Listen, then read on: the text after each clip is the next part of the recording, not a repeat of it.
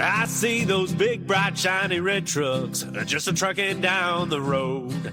Those big, bright, shiny red trucks just a-looking for another load. Well, it's a family tradition, any Rocky Mountain day. Our fathers before us showed us the way. We worked for asphalt cowboys and concrete kings, but that's never been a problem, cause we got diesel in our veins. We've got diesel in our veins. What's up, JFW family? Welcome back to the Channel 23 podcast. The purpose of this podcast is to reach out and touch the fleet, to engage and inform everyone with all things JFW. Good morning, man. Good morning, everybody. Good morning, JFW family. If you don't recognize their voices, we got Jim White, Brother Dave White, and Super Dave Weldon in the Channel 23 studio. Boom. Man, That's just a mic drop right there, isn't it? Yeah. Podcast is over. Thanks for listening. Say the creed and get on it. All right. Let's go ahead and knock this pledge out. I pledge allegiance to the flag of the United States of America and to the republic for which it stands, one nation, under God, indivisible, with liberty and justice for all. Father God, we thank you for the opportunity to go out and do some trucking today. We pray for the safety of our fleet, all of their families, and all the other families and individuals we come across on the road today. We pray for patience and in making a good, safe decisions. We pray to be accident-free and that we all make it back to the comfort of our homes this evening. We pray for healing and 100% recovery for all of our family members that are ill. No matter what, we trust you, God, and it's in Jesus' name we pray. Amen. Amen. Amen. As a reminder, everything you hear on today's podcast is just the men in this room's expressed opinion. Our Very sponsors don't pay us to say these things. Episode 182 had 295 downloads. We are at 95.1 thousand total downloads, and we have 756 followers. That's awesome. So did you guys hear about the guy, he won the lotto? So he goes home and tells his wife, hey, babe, what if I won the lotto? What would you do? She was like, I would take half the money and leave. He's like, cool, I won 40. Here's 20. Get out.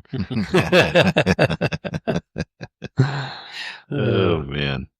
It's time for the dad joke challenge. Yeah. Did you guys hear about the lady that ran an ad in the paper for a husband? She was desperate.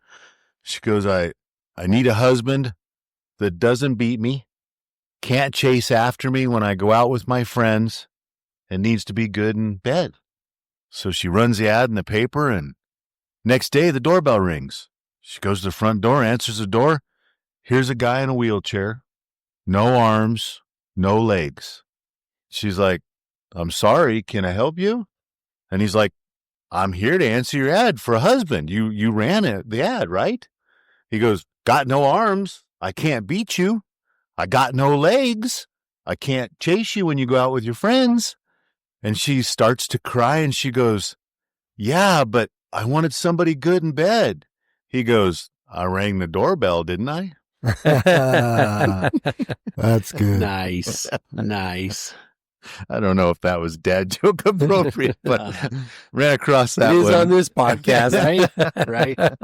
I've been feeling rough and tough and rowdy lately. And I thought, gosh, I should look up some Chuck Norris jokes just to see how tough I am. And turns out I'm not nearly as tough as Chuck Norris. So Chuck Norris doesn't flush the toilet. He scares the shit out of it. When Chuck Norris was born, he drove his mom home from the hospital.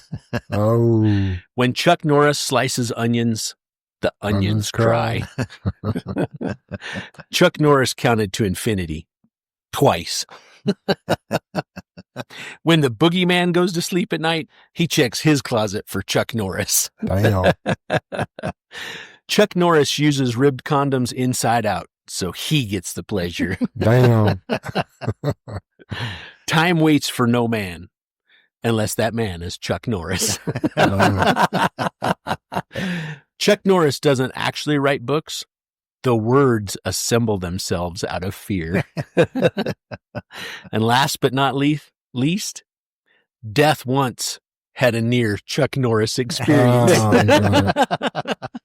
That's great. That's how tough Chuck Norris is. The only thing about that, Dave, is how many of our young listeners will Don't even. I was going to lead with Chuck that, Norris Jim. is? Yeah. For those of you who have never heard of Chuck Norris, right? look him up. Yeah, look him up. Yeah, Yeah. I did that. Sam knows him. It was a bit of a test, but Yeah. it might not be fair with me at home. You know what I mean? Yeah. So, yeah. Yep. The- He is badass. The for sure. the Ram Charger that was buried in the dirt. Yeah, right? Yeah.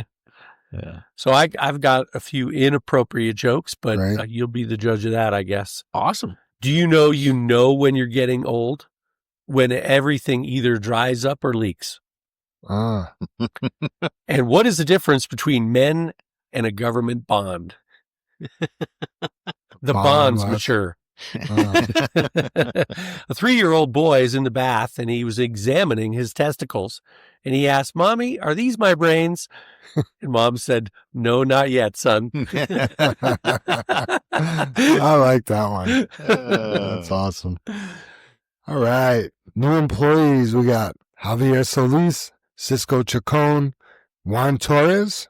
They're new drivers in the fleet. Welcome, men. Welcome. Awesome. Welcome aboard. Welcome, everybody. And then we got Miguel Medina joined us in the shop. He's part of the second shift, the night crew. Awesome. cool. Welcome, Miguel. Celebrations, anniversaries. Big one here.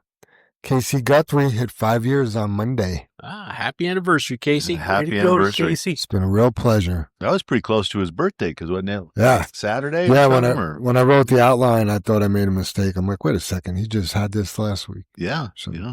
And then even bigger, Rick Showtime Gray, 16 years today. Happy Yeah. anniversary. Way to Rick. go, Rick. Good job, buddy. I think he enjoyed his first year here. That might be pushing it. Yeah. If you talk to him, he's a little grumpy once in a while. I had to laugh. That's when he's happy. Did you see the rock trailer chat yesterday? Uh-uh. The pictures that were in it? Uh, Everybody's sending pictures of their clean trailers, like they do. Rick sends a picture. He's at the pool of his Coors Light in a koozie in can Arizona. with a koozie. Yeah. That's awesome. Yep. Good deal. Shout outs. This is huge. Fabio has officially joined the Navy and he leaves for boot camp on July 1st. Wow. Yeah. Good for you, Proud of you, Fabio. That's Yeah, way to go, Fabio. Congratulations, buddy. quite the accomplishment. Yes. He just achieved his citizenship about 6 months ago or Yeah, so. roughly, Dave. I Yeah. would Yeah. guess, yeah. Fabio? Yep. Yeah. Yep. And he turns right around and joins the Naval Reserves. No, he's been a citizen longer than that, I thought. Wasn't that Georgi Well, Georgi did, yeah. about 6 months ago? Yeah, Fabio's, I might be wrong by a few months, but Yeah, it doesn't seem like it's been that long, Chad. Anyway, either way, he is an American and he is in the Navy Yes. and he looks really happy about it. Oh, funny. I'm like, Fabio, why do you look so mad in this picture? And he said, it's a sailor looking. There you go. Well, thank you for your service, Father. Absolutely. He's an angry sailor. We'll leave the Navy jokes for later, Fabio. Yeah, you have to listen. Keep listening. Yep. Shout out to BD and the crew for building and pulling the Republican float for the Commerce City Memorial Day Parade. I don't know all about the shout out for it, No? but it looked good, I- Dave. It was. I mean, it was yeah. good to represent. it did turn out great. We had a lot of great volunteers from the Adams County Republican branch. And I want to give a shout out on that to everybody in the wash bay, because I challenged the wash bays to a duel to have them each pick a truck and clean it. And it was a hard choice. Both trucks looked great. They did a great job. And then also want to give a shout out to my wife. She's just quite the coordinator in the supplies we needed and getting everything wrapped up and purchased in here and helping take a whole group of people when they show up, because it's pretty hard to coordinate that because nobody knows what to do and where to start. And so you kind of put a little section up and go, this is what we need. Here's the supplies. You put it up, you know what I mean? Type scenario. And she's just amazing at that. And then also a shout out to Sam, because the week before we had to build the frame and get the frame all ready. So then we could get it all set up for us to decorate on last Saturday. So Very yeah, nice. a lot of little moving parts there, but everybody that helped out did a really good job. It was pretty impressive. Shout out worthy for sure. Now, I looked at some of those pictures, and one of those pictures, everything looks good, and there's a kid sitting on the back of the float, and he looks upset.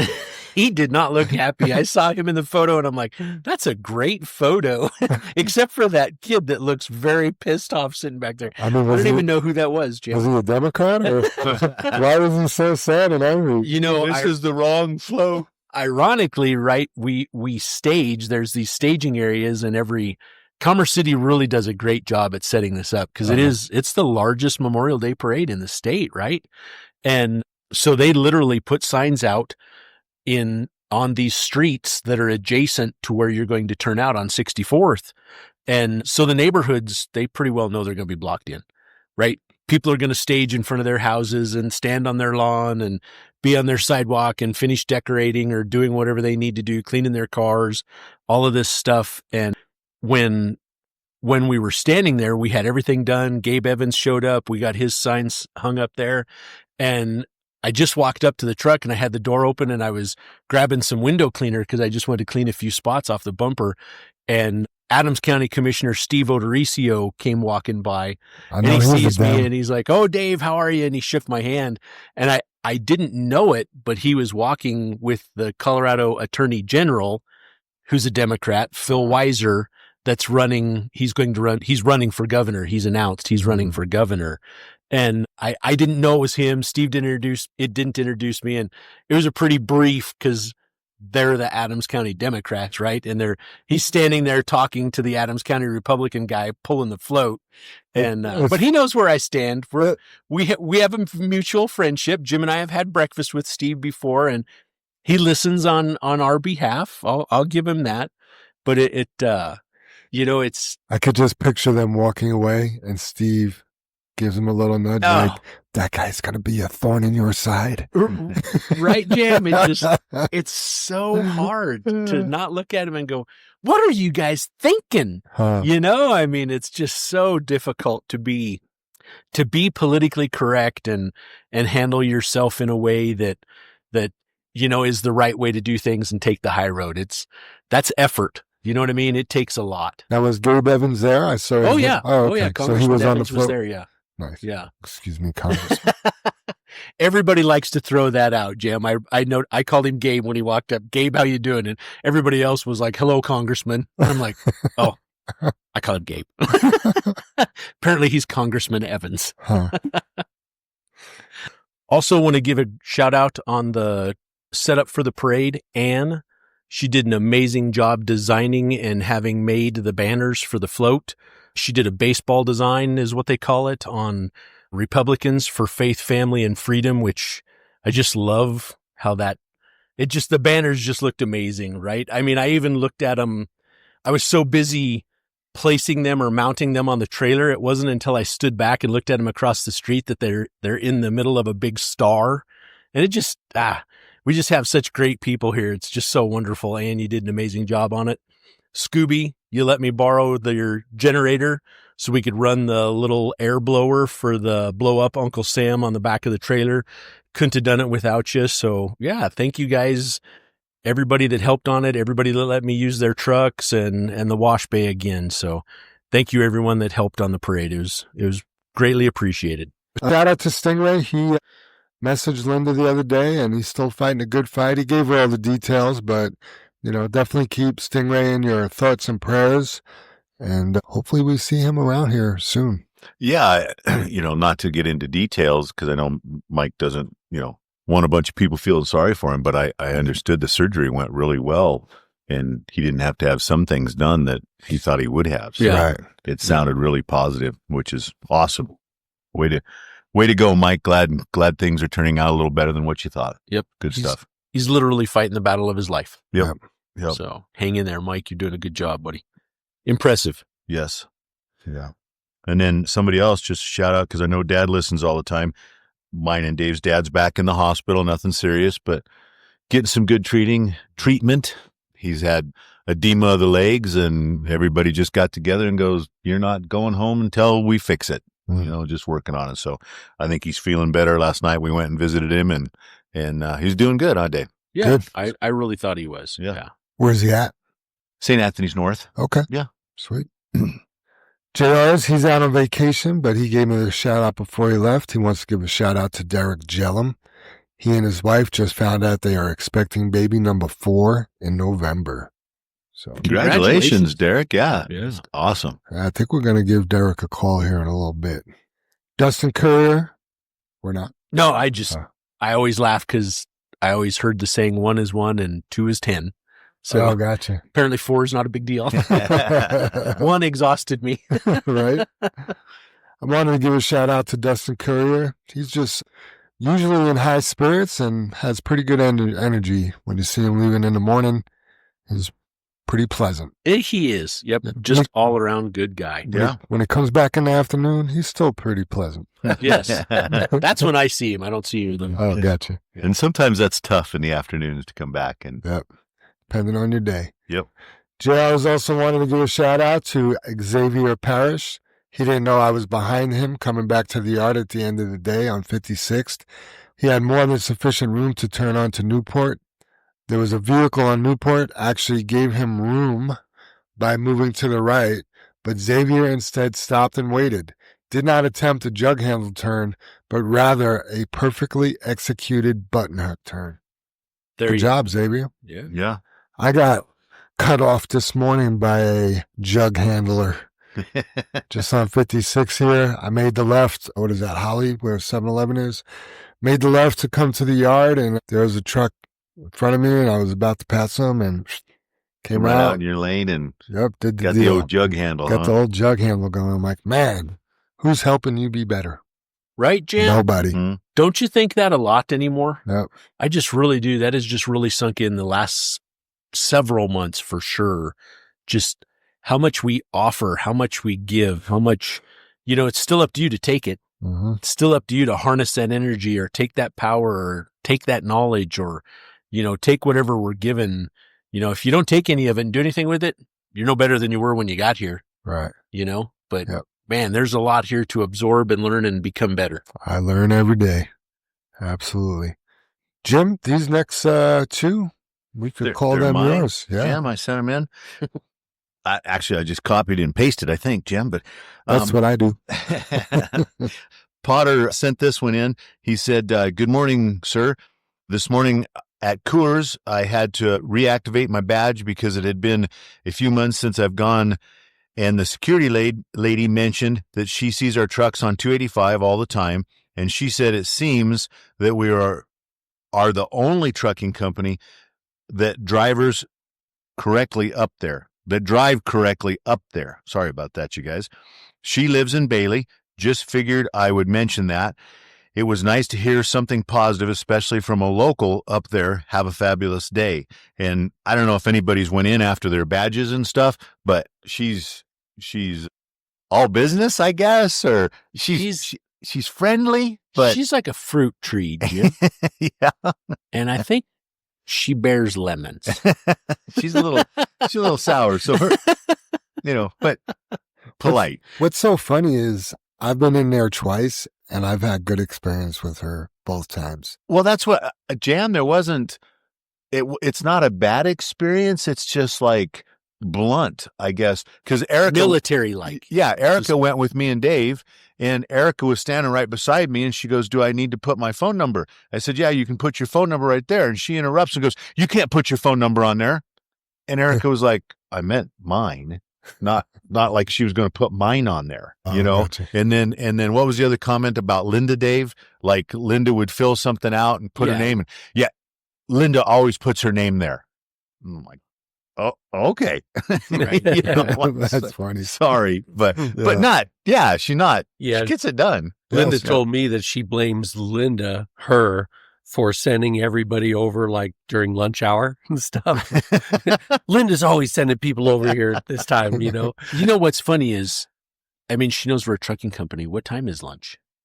You know what I mean? Yeah, Like usually it's 100 like trucks 7 o'clock in the morning. right? When I'm driving, I'm eating out of that lunchbox all day long, man. Yeah. My lunch is all day long. I wouldn't ever go over there at lunchtime. So I guess that's and it's not like you know? don't get your badge, you don't get good service, you don't get taken care of, right? So, yeah, but for her to say that, I think that's kind of Potter's point, was that it was nice to hear that from her and her to take the time. And, especially living up in Bailey. I mean, that's back to that, one lane, all that truck traffic, all that kind of stuff, mountain town, construction about to start. Yeah, all that stuff.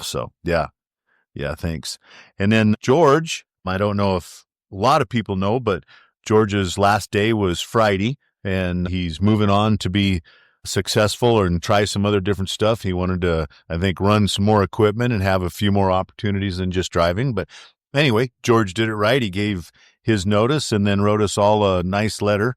Dear JFW family, good day to all the JFW family. I just want to say thank you so much for all that I got to learn here. I want to say thank you to all my new family that I got in JFW. Brother Jim and Dave, you are truly great people. Thank you for all the safety crew.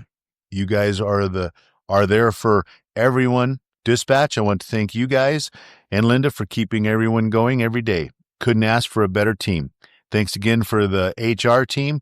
We all appreciate what you ladies have done and will still do for everyone in the company. Thank you, Miss Ann, for pushing me forward in my creative ways. Last but not least, in the team, the wash bay. He wants to thank the wash bay. He thanks the mechanics for keeping all the trucks clean, obviously, and running. I will always remember you all. I'm grateful for all. Thank you, George Potgieter. So thank you, George. Hold on a second, Mom. George just wrote a letter. Hold on. Yeah, so thanks, George. Appreciate that, buddy, and we wish you the best. Yep. George is a genuine person. Yeah, he is. Yeah, really. Yep. Absolutely. David wants to give a shout out. He had an issue with the truck. He called in on the radio. Valentino overheard the conversation and offered to bring him some coolant. But 0031 Marcus was closer and stopped and gave him coolant and got him back going. So that's awesome. It's just nice when you see everybody willing and trying to help. So shout out to Valentino and Marcus. Yeah, back to that importance of the company radio. I know we touched that upon that last week, but there's an example. Look how quickly and smoothly that situation went and unfolded. So good job. Good stuff. Yep. Any other shout outs, Guy?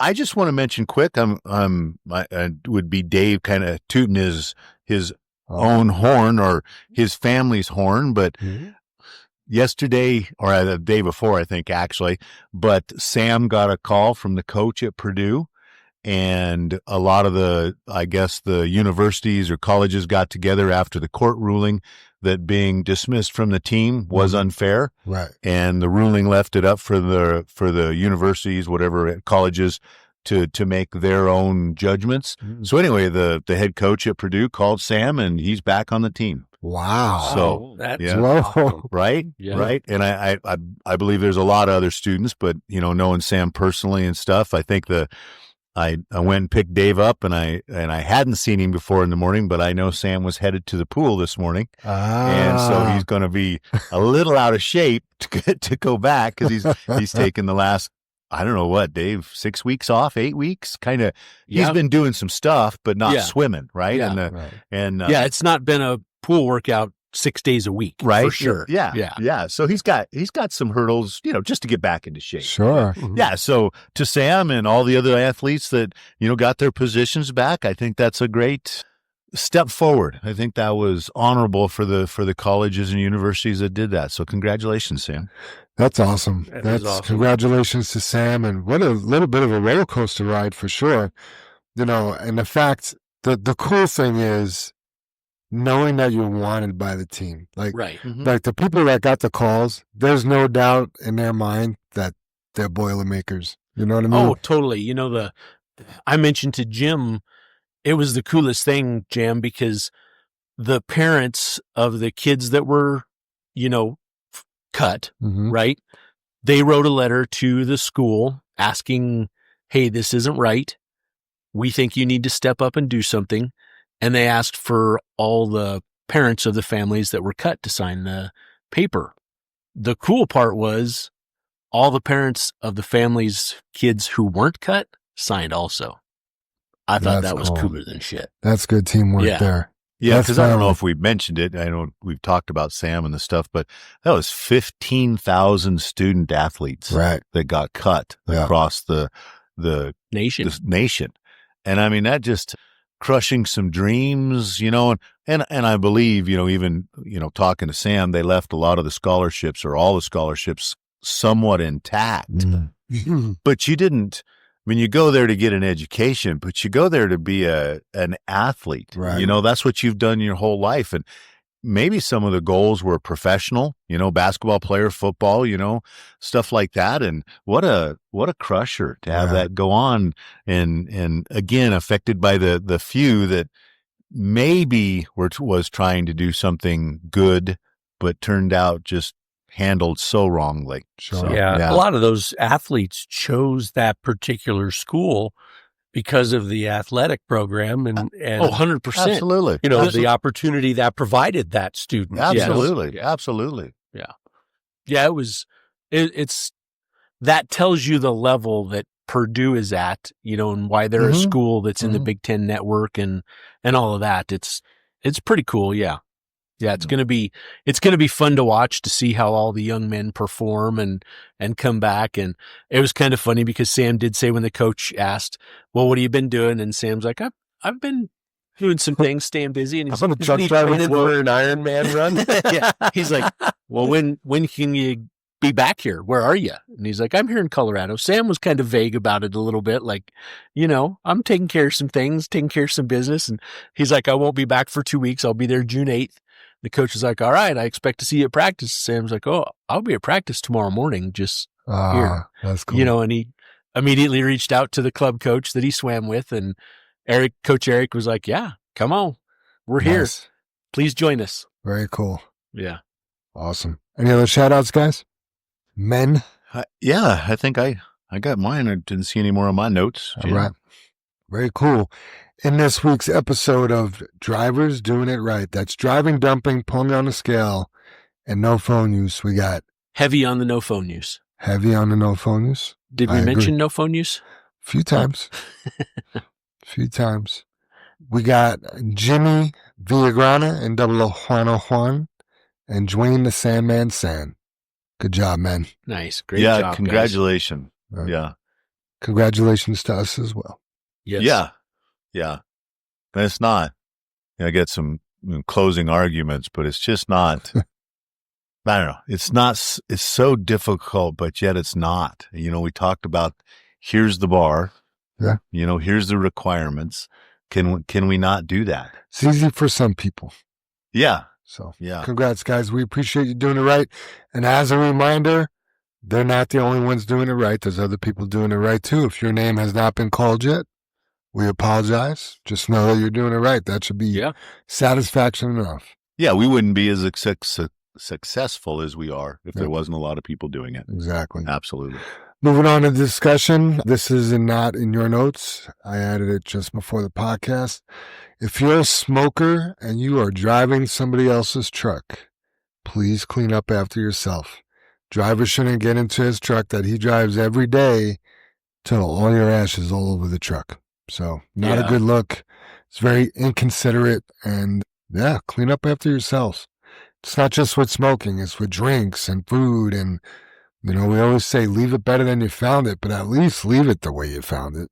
I mean, leave it better than leave it better than you found it. I ran across that old story about that guy at the airport cleaning the sink. Yeah, and he's in the wash, you know, in the men's room, and there's a guy kind of cleaning the sink, and the guy has a conversation with him and goes, "Hey, how long have you worked here?" And the guy's like, I don't work here, but he said, I really believe in leaving it better than I found it. And that's just a men's public bathroom, right? You know, and he was just wiping up some water, and it takes you back to the same thing. You're going to leave it better than what you found it. Yeah. So I try that at the gym. Sometimes you get on a piece of equipment and it's just like, who was over here? How does this get like, you know, is it just my OCD kicking in but let's get this straightened out. You know what I mean?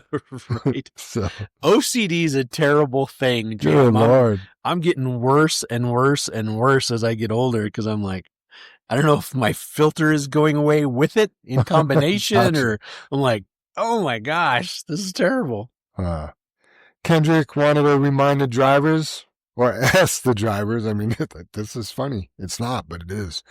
Please do not back into the concrete blocks behind your parking spots. Shouldn't be backing up into anything just because it's at the yard and it's with your trailer. I mean, those blocks aren't for you to hit. That's like an accident, basically. Yeah, that's not where you stop at, right? Yeah. And then Scooby wanted to make a mention also about concrete blocks, but the concrete block going to the red lot has a lot of tire rubs on it from people rubbing up against it, going in and out of the red lot. It's been pushed up against a box fan out there. So just so you know, when you leave the red lot, you should be leaving the south exit. South. Yes. Yeah. Yeah. Yeah. Yep. And then coming through the alley, through the gate. If you try to leave through the north side of the red light, you got to make that sharp turn around that block that Scooby's talking about. Same with going in. Are there exceptions? There's a couple exceptions, right?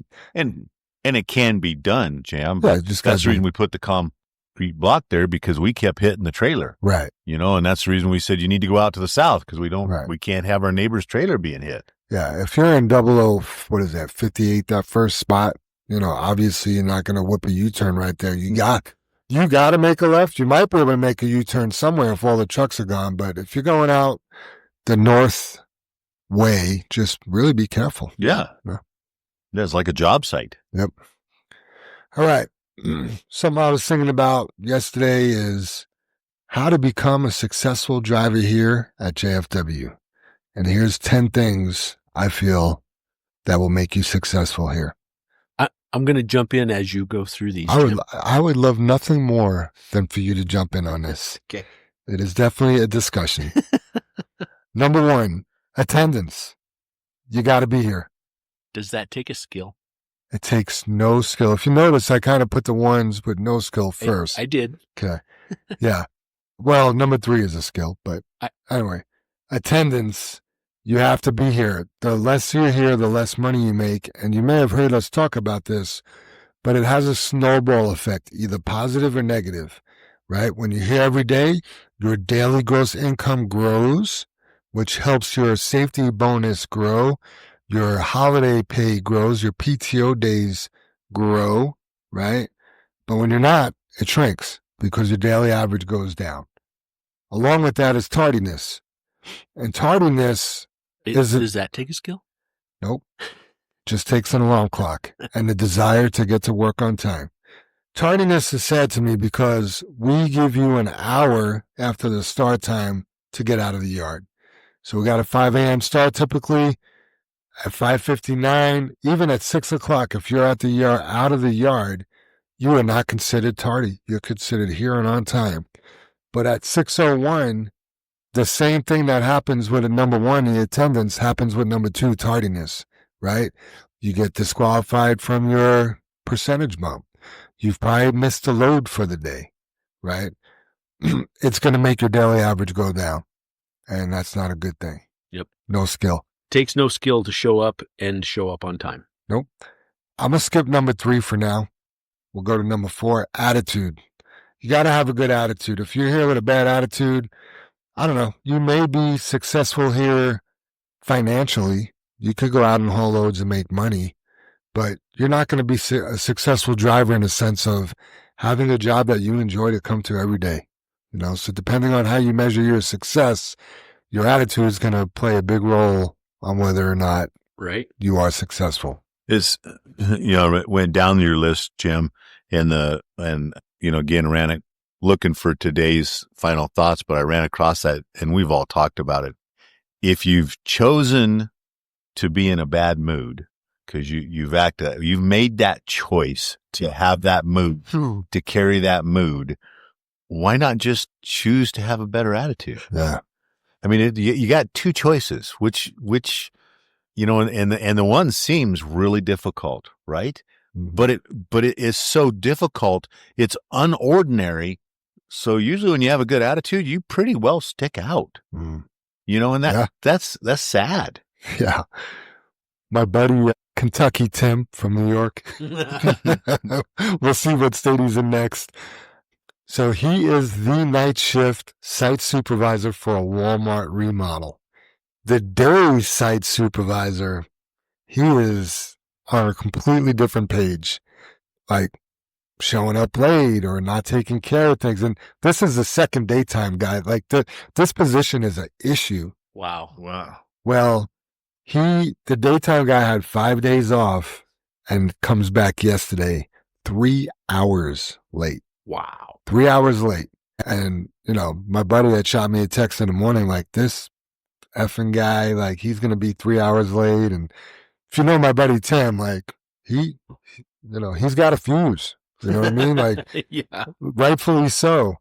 And then, man, by the time that this guy showed up, he had already, well, it had a little bit to do with a daily verse. Maybe I'll read that at the end.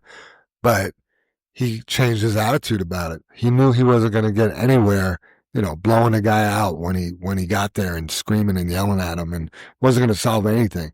The guy was late regardless. The way Timmy reacted to it, is a testimony to his character. So attitude's important, Yeah, and to choose that again, Jam. Yeah. I mean, like you're saying with Timmy, just to choose that. I mean, Yeah. It's I think he chose it at 2 hours and 45 minutes. We'll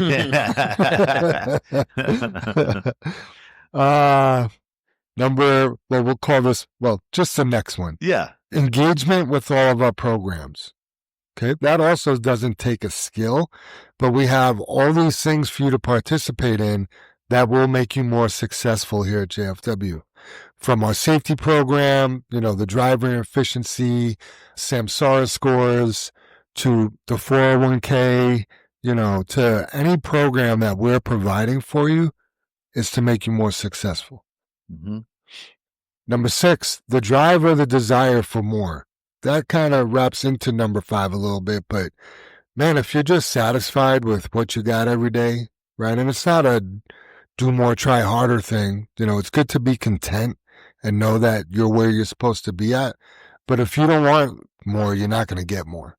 There's guys out there that they have the desire for more, and they're going out and getting it every day. Right. If you don't have a desire for more and you're good showing up at 6:01, you're good getting disqualified from your percentage bump, you're not concerned about your efficiency or your safety score. I mean, you're basically writing your check, Yeah. So. Yeah, 2 people called out sick yesterday, and I was standing there, and Tracy was so cool. He was like, hey, I want to make this clear. You're going to lose your holiday pay by calling out today. And both of the people were like, yeah, that's fine. I didn't understand that. Right. That's 2 days pay. Absolutely. You know what I mean? Yes. You're missing your free holiday pay, and obviously the day you miss. And your percentage bump. Right. And you're disqualified from earning your PTO. Right. Right. So Yeah. that's, that can rack up to $600-700 pretty quick for one call out. Yeah. Right. Easy. Yeah, for just showing up. Sure. Yeah. Just instead of, maybe you do feel badly, but you could just tough it out. The day is going to be over before you know it. It always is. Mm-hmm. Yep. I mean, how many times when you feel crappy, you come in, a couple hours later, you feel okay. You feel better. You know what I mean? Yeah. Because you're busy. Yeah. You're doing something. Yep. Now, if you're sick and you got a fever and you're throwing up, we don't want you here. Yeah. We don't want you here. Number 7, consistency, right? You could do all these things, but you got to do them all the time. I've said it before. The hardest part of doing good is doing it every day. You got to be consistent. If you just do it some of the time, if you do a great job here Monday through Thursday and then you're late on Friday and you have an accident, then you're not being consistent. Mm-hmm. Efficiency. You got to be able to work smart. You got to, and sometimes it takes a little while to learn how to be efficient doing this job. You learn little tricks of the trade. At the 3-month mark, you may realize, wow, if I do something this way, it's going to save me time. I might get an extra load. 6 months later, you may find a new thing that makes you more efficient. So, and then watch the senior guys, the guys that are out there doing it, that are making some money and being successful. Watch how they do it. I want to emphasize we're always metamorphosing too. You know what I mean? Sure. we don't just always go this route. There could be another route in a week, or Sure. there's always something better, a better way to do something, or an easier way, or it's, I mean, we could add flexibility to that, yeah, or being able to pivot. Right. You know what I mean? right. Yeah. So don't get locked in. This next one is from Linda.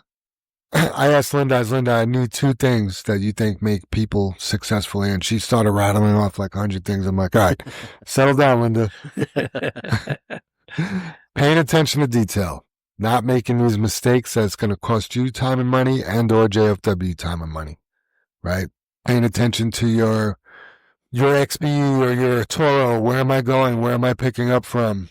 You know, The material itself. the material itself, what bin I'm dumping it into, right? We get a little complacent sometimes where we just go on autopilot, like, I'm going to pick it up here and I'm going to dump it there, and wrong pit, wrong plant, wrong material. Yep. And I got to stress too, this isn't just new people.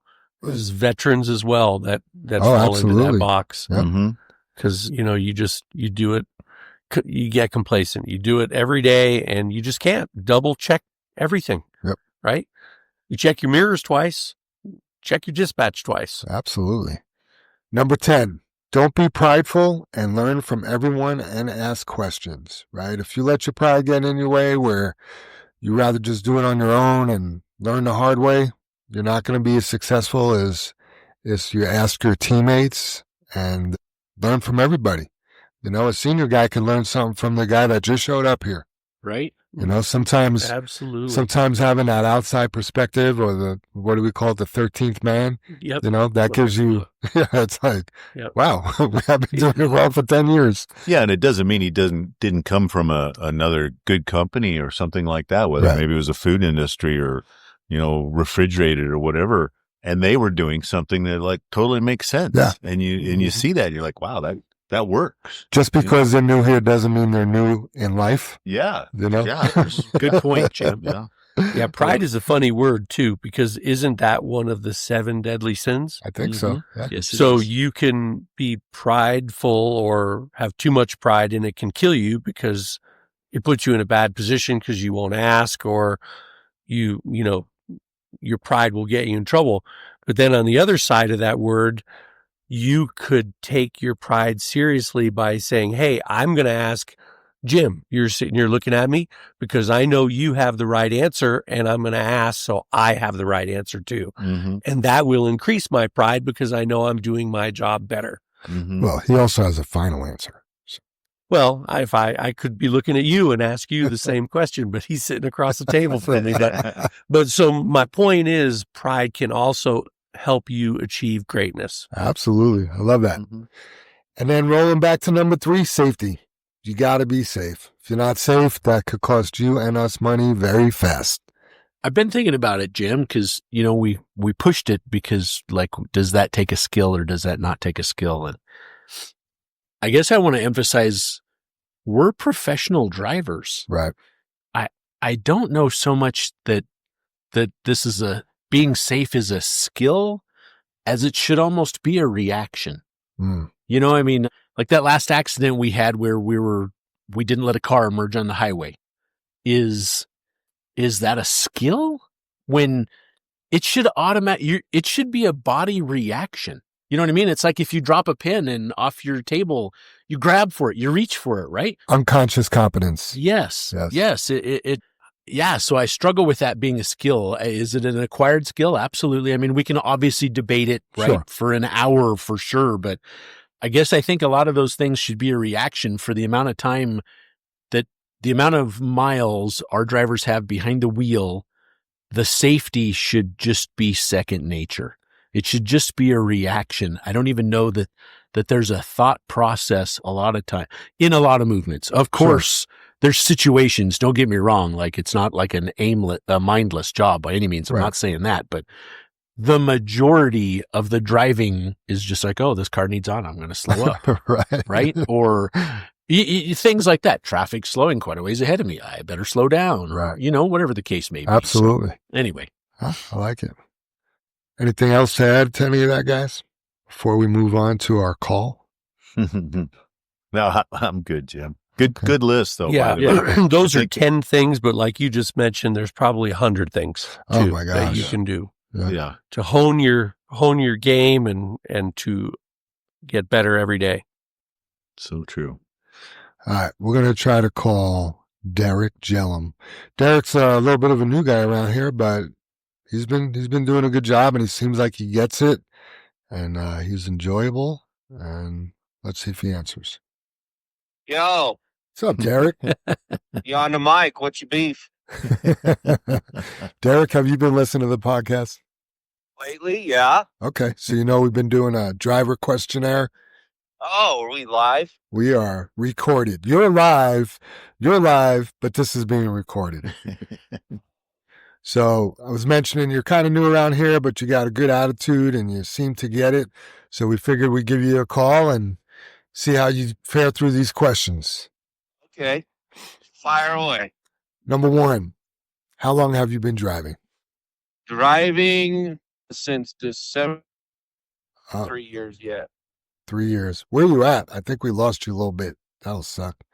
Coming down from Fairplay. Okay. Oh, might have a bad spot once in But a you while. actually caught me just at the right time because Okay. I got back to the city area. Okay, cool. Yeah.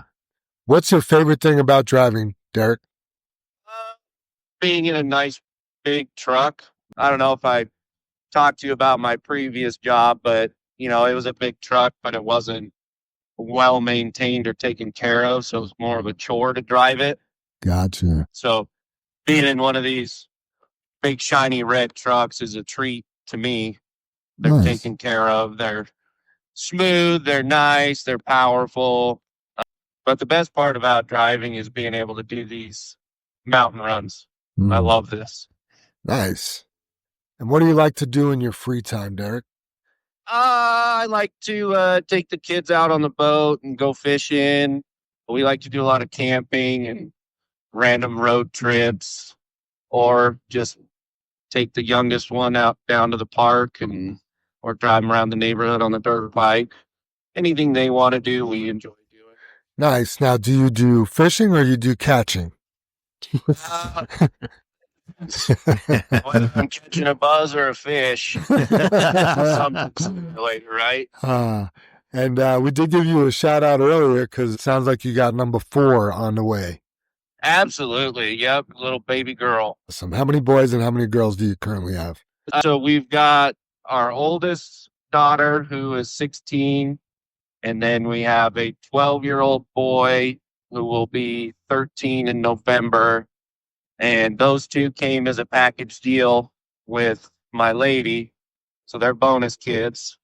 And then we've got a 3-year-old. He'll be 4 in December. And then we'll have this next one in November. Awesome. Good stuff. So even split. Okay. Now I changed. Good deal. I changed this last question because the last question is usually what's on your bucket list, but I want to know what's the number one thing on your unbucket list? What's something that you wouldn't do again? What's something that I wouldn't do again? Yeah, you wouldn't do it over again. I don't know. That's a hard one. I don't really have any regrets. Okay, well then, what's the number one thing on your bucket list then? I would love to travel to my native roots land of Norway and go spend some time on a cruise ship around Norway. I thought you were a Viking. You got that Viking vibe going.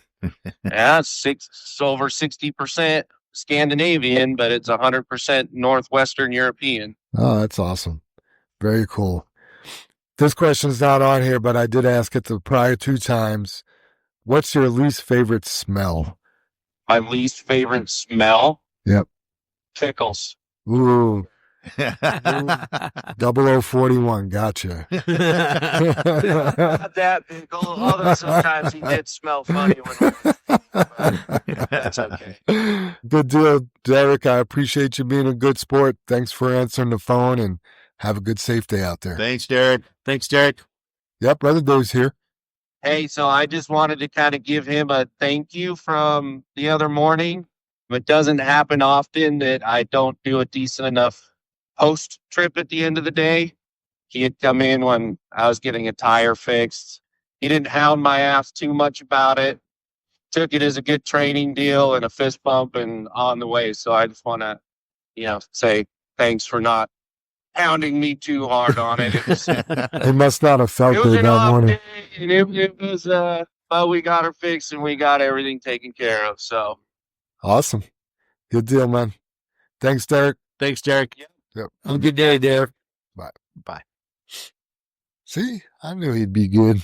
Yeah. He opened strong, didn't he? Yeah. You're on the mic. What do you got? Like Good this, stuff. you are on the mic. All right, let's get into what's next. Brother Dave, you sent this over. This is kind of what was on Monday.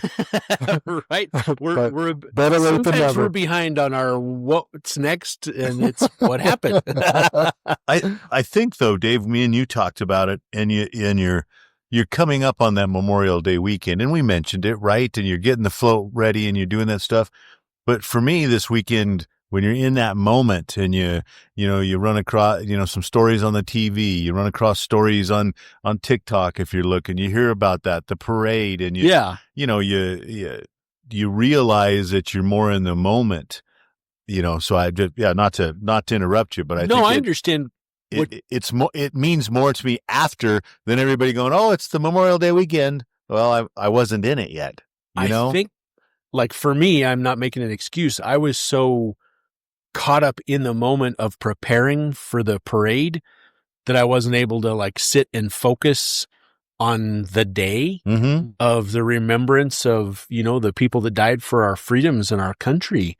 And yeah, I guess that's a good way to look at it, Jim, that there's been so many stories now, right? You watch it unfold throughout the day, and then it's more at heart rather than bringing it up ahead of time, like we try and do. So yeah, obviously we spoke more about Memorial Day to everyone that their checks wouldn't come out until Tuesday than we did, unfortunately, about the fact of the lives that, the people that died for our freedoms that, all gave some and some gave all. Yeah. And Scooby mentioned, and Big John was in, you said, Jim, I missed him. And they both went to Fort Logan over the weekend, which is the national cemetery here in town for all the veterans. And they just raved about what an amazing sight it was, with all the flags in the ground at every grave. And that's incredible. So Jim and I talked about it over the weekend, and then I just happened to run across this article on LinkedIn, and it's just, we wanted to mention some names of some people that, military veterans that have died giving their freedom to us. And one of the things they brought up was there were 7 U.S. Marines killed last week in a training crash, and that sucks. They weren't even fighting for our country. They were there to fight for our country, but it was a training mishap. And the official release of the names was made by MARSOC, which I don't know what that is. That stands for something military, something, right? Marine Special Operations Command. So these guys were like, they're not your average. No, they were special operations. Gotcha. Yeah, and I believe I just started to watch the Blue Angels. I think they're stationed at MARSOC. Aren't they coming out? Because they mentioned that, I thought. I don't know. I watched it too. Or is that the crash? MARSOC made the final judgment on the crashes they've had? I know they're at Miramar for training. The Blue Angels train at Miramar, wherever. Because they're in Las Vegas. Huh. I'll make a comment about the Blue Angels after this because I don't want to digress too much. Muddy the water. Yeah, get off in the, you guys are totally. Anyway, it just says the official release was made by MARSOC this afternoon, meaning last week. And we just want to take a few minutes and read these names in remembrance of everyone that's died for the freedom that we have in this country. And it's just amazing. We can't thank you enough, and we can't thank I didn't know this until this year. Any family that has lost a military member, they're considered a golden family, and I didn't know that. So I was like, wow, that's pretty special. Man, looking at the pictures, a lot of these, like a few of these people were like kids. Wow. Yeah, wow. Baby-faced. Yeah. Yeah.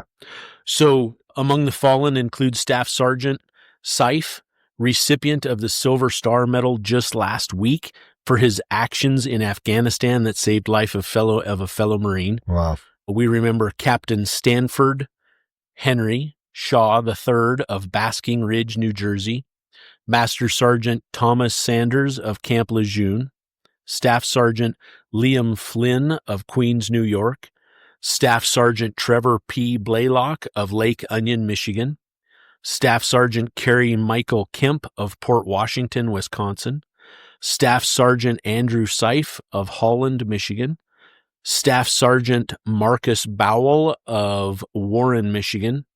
Rest easy, brothers, and thank you for your service. It's tough. Right? That's rough. Yeah, they laid down their lives. They're the some that gave all. Yep. For what we get to do here. Absolutely. Thanks for throwing that in there, BD. Good, yeah, of course. Good call. That Blue Angels show, I watched it. Did you? Yeah. The first time I went to put it on, I started playing it, and then I saw who produced it, and I stopped watching it. And then the next day, I was like, no, I want to watch it. Who produced you? Barack and Michelle Obama. Really? Yeah. Interesting. Yeah, that's what I thought. But it's a very well put together show. I learned a lot. Man, those Blue Angels, they're the top. They're already the top combat fighters we got in jets, right? Right. But they say display, what do they call it? Display fly? Yeah, it's It's not a completely different Yeah. game. And it's the hardest flying they'll ever do. And it's 45 minutes of chaos inside those planes. Wow. Yeah. Organized chaos. Yeah. Yeah. Controlled chaos. 18 inches apart from each other. If this person's not in the right position, pushing up on the plane above them, they'll all crash. Wow. If one guy crashes in certain maneuvers, they're all following his lead. Like some guys fly like this the whole time. They're just watching the other plane. They don't know what's ahead of them. They're just trusting the other. It's a great show. It is. I watched. I believe it was the first episode, and you're talking about it, Jam, because they're getting down to where they get tested, and the general or the commander of the base approves whether they'll fly or not. Certifies. Be certified. Yep. And the 3 new members join for this year. And the one in the one maneuver, after they finish the one maneuver, he's way behind. I mean, they put photographs up, and the other 3 jets are up here, and he's like way back here. And they're working him over. Like, what happened? And I've made this. And he looks at everybody and goes, he said, I'm still that far behind, and I pulled 6 or 7 G's to make that, to catch up, to pull that maneuver. And he still was behind. Is this on Netflix? Yeah. I think I've seen it. Yeah. There's the other one that what's the Blue Angels, but the other one, because JR, we watched that last year. It was the Blue Angels, was it not? No, Blue Angels, and there's another Red Devils fighting group.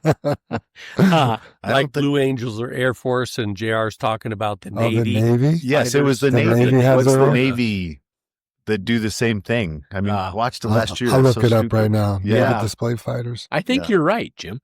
Because we watched. Clearly, this is new. This is brand. Okay. Yeah. All right. Yeah. Yeah.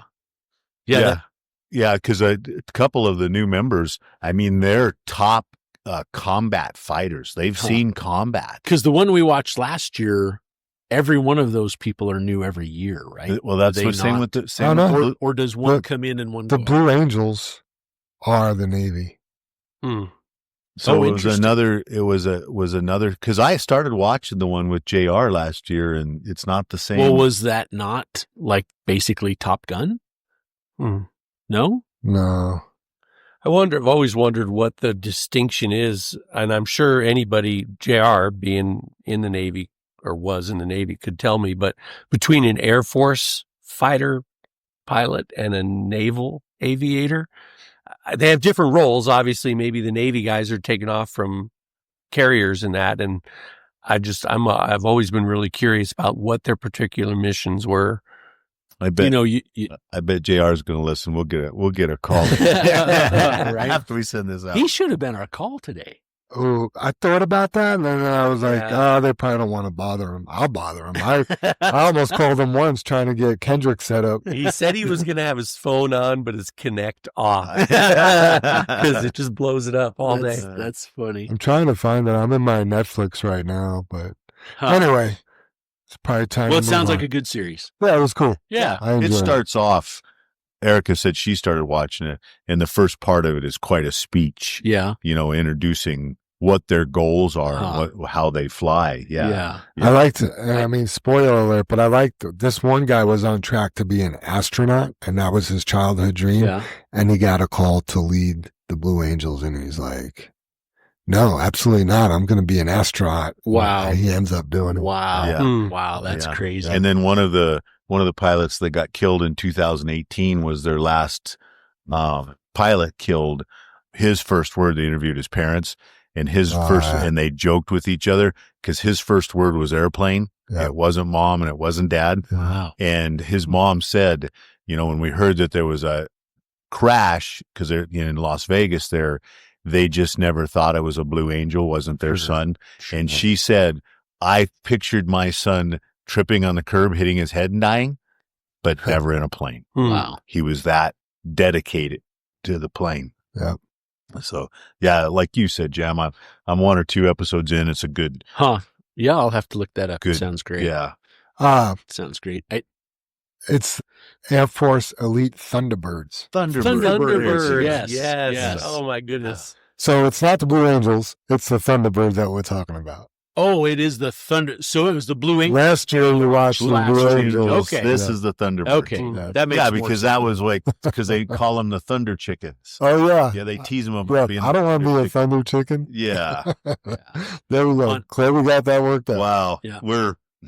I'm glad it's just our opinion. Right? Yeah, we can't even figure it out. Unchecked facts. Yeah, don't. Yeah. Whenever you guys listen to this, don't make too much fun Maybe of you us. should write Huh. that time down. We should just omit that part, Jim. That might not be a bad idea. I do want to throw Huh. out there, I turned on Fox News this weekend, which those of you who can yay about Fox or nay about it, I don't care. But anyway, they had on they were giving a Memorial Day speech to all the Gold Star families there at I went to start Fort Logan. Where's the missing soldier's tomb? DC? Washington. Yeah, Yeah. but what's the name of the Monument. the cemetery? Fort. Yeah. Oh my gosh. We're doing horrible The today. tomb of the missing soldier. Yeah. Anyway, they're in Washington, and President Trump is there, Vice President Vance, and Pete Hegseth gets up because he's the head of the military to give his speech, and Vance was up speaking prior to him. And oh my gosh, the military men and women love that guy. I bet. I mean, he is a badass, and they cheered and harassed him, and he got up there and he laid out a speech, you guys, it was bone chilling. It was a great, great speech. He was wonderful. And I guess I haven't fact checked it, but supposedly the people that have volunteered to be in our military or have joined the military just since the fact Trump took over is just off the charts. Huh. The people joining the military. Don't know if that's a fact. That's just what I've heard, right? So I need to fact check that. I would hope that's a true rumor. So anyway. If I help you out with a clue, country singer, ponytail, really deep voice. Oh, I know. He Sings- sings about it. So, yeah, that Trace still doesn't- Atkins. Yeah, I know. So it doesn't help you with the it? name is just escaping Boy, me. I thought Jim. that I would give can't you'd pop can- into it. picture him. I can tell you his name. I can tell you the singer. I know he sings about it the whole 9 Yeah. yards. What is Yeah, it? Arlington. Arlington, of course. Yes. Yes. Yeah. Yeah. That's Yeah. tough. Arlington, Virginia. Yep. Yeah. Gosh, what a. I mean, if you've ever been to those places, what an amazing. Yeah, because was that another Netflix or a show? Because I watched the about the officers that patrol that or march that's quite a The changing of the guard. yeah, that's quite Yeah. I don't even know how to describe it. Right. You just have to go see. A it. religion, Yes. you know. Huh. Yeah. Yep. Also coming up in What's Next, JFW has 4 tickets for this weekend at the Adams County Fairground for the Supercross motorcycle racing, if anyone is interested. Yeah, Jam, just because I got the flyer, because I was, and I just don't want to mislead anybody because I have the flyers. So if you want the tickets, like Jam just said, there's 4 of them. Supercross at Adams County. I assume that's the Adams County Fairground, just so everybody knows. So it's all day amateur racing, pro racing starting at 5 p.m., rain or shine, you guys. I don't know what all the tickets cover because they do say pit pass. I assume they get you in the pits, so it's a pretty good ticket there. But all day racing for the amateurs. So I think that's the little guys and everything like that looks really exciting. And we were able to sponsor this year, and they gave us some tickets. Love to have somebody use them. So how do we make it fair for the people that receive those? Is it just first come, first serve? I think first come, first serve. You're listening to, here's the thing. If you're listening to the podcast early and you snag them. Can they call or they need to be here? They sound great. I might just take them now. Yeah. I was actually. If somebody listens or calls, Jam. Okay. First person to call. Yeah. First person that calls, I guess you could either take 4 of them or 2 of them. Who they calling? Don't call me. No, I'm just kidding. You could call me. How about dispatch? How about let's make it dispatch, and then they can grab them. Yep. I like it. Sounds good. Also, if you are the recipient of those tickets, you need to work night course Thursday and Saturday. Wow. Just kidding. But touche. Just kidding. But we still are looking for night course for this Thursday and Saturday. So please let Linda know if you're able to do that. We have no questions from the audience. Safety topic of the week. We're gonna dive into the Smith system. One of the keys is to keep your eyes moving. I think that's key number 3. Yep, key number 3. What does it mean to keep your eyes moving? Number 1, you need to have consistent eye movement, which prevents tunnel vision and helps maintain alertness by stimulating brain activity and warding off fatigue. Number 2, quick glances every 2 seconds are recommended, ensuring you're always aware of your surroundings. Number 3, regularly checking your mirrors every 5 to 8 seconds is crucial for staying aware of what's happening behind you and on your sides. That sounds like a long time, doesn't it? Every 5 to 8 for a mirror scan?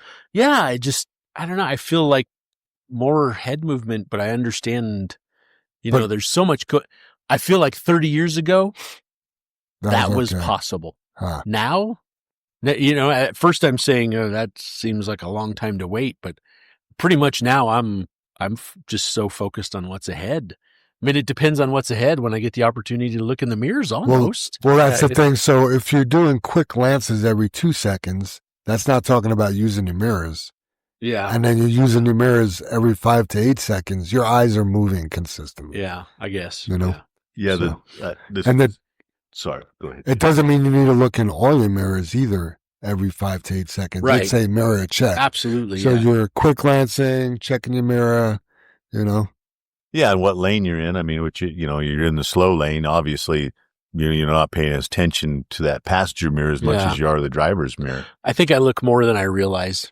Yeah. Yeah, the with Dad being in the hospital at St. Anthony's in the emergency room, and then I noticed it was in his room, but I just glanced up to see what time it was, and the little hand, or it's the little hand, big hand, little hand, the second hand, it wasn't moving. Oh. And I was like, oh, the clock's broke. And then it jumped 5 seconds and stopped. And then it sat there and it goes 5 1001, 1002. I've never seen a clock like that. And No, me neither. And then it goes to the next, right? So it's every 5 seconds. Every 5 seconds, and then it moves. The clock in his room's the exact same way, Dave. Really? Yeah, I thought maybe it was the emergency room, but because you're just like, oh, it's broke. And I'm like, oh, wow, that's different. So there has to be a medical relationship to that since they're in the room. Yeah, something, Jam. You know one, like doing a blood pressure or doing something? No. Yeah, so, I mean, when you're talking about, that's what reminds me of talking about the 5 or 8, because I was 1001, 1002, 1003, 1004, 1005, and boom, it would move. It was a pretty good count, of 5 seconds, and that does seem a long time, Dave, to move back and forth with your head, right? Right. Yeah. Interesting. I'm living my I think life they just 5 got seconds a at good a deal time. on some secondhand clocks. They're not secondhand, they're 5 seconds. Boom. If you put a fresh battery in, it would work every second. Yeah, right. Absolutely, Jim. Yeah. Oh, that's funny. Number 4, before entering an intersection, look left, look right, and then left again to be aware of traffic approaching from the left. Yeah, I have that. Why is that? I think I don't know. I think to me, Dave, and I know you're asking a serious or. I hope he's being sarcastic over there because I was. Because because I struggle with the newer pickups or my pickup, and I maybe they're not there. I think they're bigger, but the pillar posts in my GMC, Yes. they just seem huge. Yes. You guys, and you can look, but I always like to look back when I start that turn. I mean, last night we had the same thing, Dave. Right. Those two cars were coming at us, Yeah. that truck, and then they the were one doing 35. No, and you, because it's a glance back of what you have to do. And I don't know if that's the answer you were looking for, Dave, but you can stop an accident by looking back. Yeah. That's what I've always, and if you've missed something, Sure. So I just bring up, you look left because that's the first lane of traffic you're pulling in. yeah. Makes sense. And then you look right to be sure it's clear. And then you look left again. I mean, I think generally when it's a busy intersection, you look left and right 100 times. Yeah, You leave here at night, depending on what time it is down there. left, right. Yeah, left, right. yeah. It's not just, I wish I could pull down there and look once each direction and go, but it doesn't work that way. So a lot of people don't know that you look And then left. you look left, you see a car coming, you're okay with it. You look right, nobody's coming. You look left again, that car's hauling ass. Shit. Seriously, right? Dave, I'm sure Dave was like, what the hell am I doing? I had a moment there like, we're going. Yeah. We need to go. Yeah. But there was a van truck out in the fast lane and he was hauling. It was not, Yeah. And I don't know how many times it happens, but that your diesel pickup is cold. and it yeah, didn't you go. gotta- Because I pushed it once. That thing went to the floor and I'm like, You we're not going. got to get that We need to turbo go. spinning, don't We you? need to go. There's a lot of shit I don't- going to hit us real fast. We You need know, to get the hell out of here. out of all the new stuff, that turbo lag just sucks. Oh, it's terrible, It's- isn't it? Yeah. I always tell you about the famous intersection by my house, Federal and 36 there. I was going to make the left this morning. So you wait and then you get a green arrow. And usually at, 4:30, 4:40, whatever it is, there's not really a lot of traffic coming up. But this car was hauling the mail and it's like I started going and I was on the inside. So me and the outside car start going and it's a race. Oh, yeah. And then I slow up and then they slow up and the car seems like it's stopping. Then we start going and then it's I'm like, holy crap, man, that person probably wasn't really paying attention. Right. Yeah. And then this intersection of Holly and 56 making that left, just from the two videos we have of big trucks blowing that intersection, Right. I'm super careful over there. Yeah. Mhm. Yeah, it's like, You should have always. that's a looked left, right, before you left, right, left, right. Start Yeah. through any intersection, Any right, intersection, Jam? Yeah. Yeah. Yep. And then the last one, avoid focusing on any single object for too long and steer clear of distractions like, you guessed it, phones Phones. or other devices. Yeah. I do want to bring up, because I think something good to add in there, and Sam's brought it to my attention, and I think it's a great practice to start, is going to school there. Obviously, he's training, and the trainer wants to know, what's he thinking? Well, the only way he can know what he's thinking is to list everything he sees. Mm.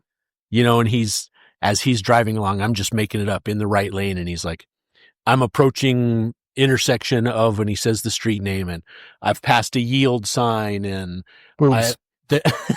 right, there's a car on my left that is a hot chick. I mean, there's a car on my left approaching, and whatever the case may be, but that talking out loud, that really does make you aware, because we harp on this all the time when we have a driver that doesn't know where those 45 mile an hour zones start on I-70 when they're going up Floyd Hill. And you're like, how can you miss that giant flashing yellow 45 mile an hour sign? How do you miss it? If you were talking out loud, hopefully you'd be scanning and see that. Right. And I think sometimes that's where we get distracted. That's distracted driving as well. Right. Yeah, you're driving along. Man, I can't wait to have a burrito later. I Right. wonder what's for dinner. Yeah. The wife called. I Can't believe Dave White yelled at me when I was leaving the yard this morning. can't believe he told me to slow down. Those are the things that are going through our minds. Like, oh, let me start this song over again. Oh, I missed it. Let me start it over again. Man, I really want to hear the lyrics to the song. Start it over again. What? The speed limit is 45? I was going 65. That's a good tip, though, for sure. It is. Yeah. Something new to try. Yeah, Yeah. And let's do it. I remember when Dad first was teaching me to drive, Dave, when we got on 270 down here, I remember him asking me, is there a car behind me? Is there a car in front of me? How many cars are behind me? What color is it? Exactly, Dave. Right. And that's Yep. what he said. Then he got to the colors. Yep. And he was like, what are we? That's what you have to know, because is it the same car? Yeah. I've done that too, Jim. And I'm like, I don't know what the fuck color it is. But yeah, you got to pay attention. Yeah. And you just don't normally No. much. No. Sure. I don't mind reading it, but I've been doing a lot of talking. If we have a volunteer to read Mondo's tips and tricks, that's fine. Otherwise, I'll go for it. You're up, Jim. All right. Thanks for volunteering. As George Parketer would say, I was free willingly forced. All right. Tips and tricks number 6, marking your checkpoints. Good morning, JFW family, and welcome back to another week of tips and tricks. Please remember that the purpose of these tips and tricks are just to help us to be a better and safer driver on the road. Let's be professionals, which was the name of last week's tips and tricks. I am a professional. Mm-hmm. Yep. Yeah. So when I was in active duty in the Army and we would be doing land navigation courses, one thing I would do when looking at my map is mark some checkpoints. Therefore, I know that I'm in the right direction and where I need to be. The same thing applies with us driving. When we're driving to pits or plants, we should always use checkpoints. Now, I'm not talking about being in the right directions, because everyone should know how to get where they're going. I'm talking about being in your lane, knowing when to position yourself to back up into a bin, or taking a turn correctly so that you don't make a 3-point turn. A lot of us do have our own checkpoints, but if you're one of the drivers that don't have any, I highly recommend that you do. Reasons are because you want to make sure you're at least at the lane you want to be when making a turn. How many times do you see drivers, four-wheelers and truck drivers, merge last second to take an exit or turn on the street? This happens a lot, and it's embarrassing when it's you behind the wheel. When I'm driving and I'm about 2 miles away from my exit, that's one of my checkpoints. I stay on my exit lane even if there's a car going 10 below the speed limit. I'll stay behind that car.